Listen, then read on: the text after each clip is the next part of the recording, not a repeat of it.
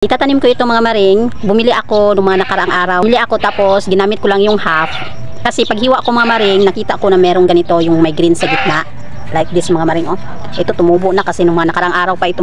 Pag once merong ganyan mga maring, tutubo talaga. Half lang yung iluto ninyo mga maring. Tapos yung half, ito yung itatanim natin. So pag itanim mo siya mga maring, ganito siya. Pag tanim, lupa ito, ganyan. Pag tanim mga maring, tapos takpan mo ng lupa dito sa ibabaw para hindi siya kakainin ng mga insekto. So ito mga maring, meron akong na-prepare dito. Papakita ko sa inyo. Yan. Maingay yung kambing dito mga maring, pero okay lang yan, at least maririnig nyo pa rin naman ako. Ito mga maring, nilagay ko na dito sa aking seedlings pot, no? Wala kasi akong mga maring, ayaw kong ilagay doon direkta sa lupa kasi baka hindi ko makita tapos mapakapakan or mawalis ba. Yan mga maring, ay ang ingay ng mga maring kambing.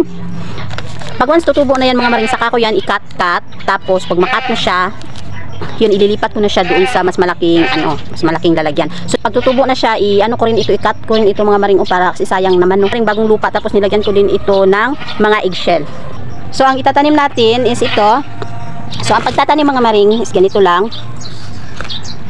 Yan. Yan. Okay. And then takpan lang natin siya para hindi siya makain ng mga insekto.